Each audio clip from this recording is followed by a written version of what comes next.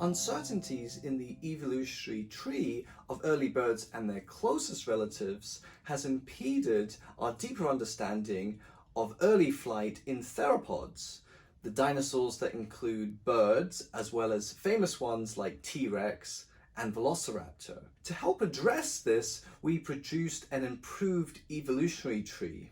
And this supported two key points. The first is that the closest relatives of birds are the Deinonychosaurians, a group comprised of the dromaeosaurids, or the raptors, and the troodontids.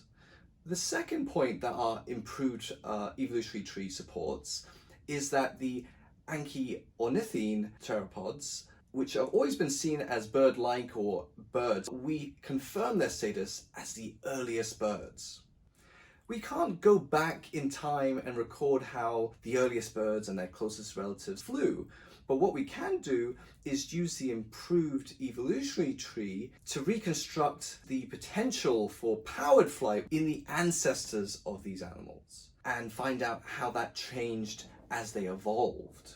And we do so using two parameters that are used to study flight in modern birds. The first one is wing loading, which is the body mass of the animal divided by the wing area.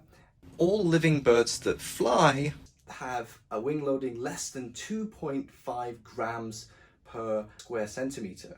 The other proxy is what we call specific lift, and that takes into account the proportion of flight muscle that the animal has, and also things like wingspan. Birds that fly today, they have values that are greater than 9.8 newtons per kilogram. And that kind of value is not coincidental because it relates to gravity. So to fly, you must overcome it.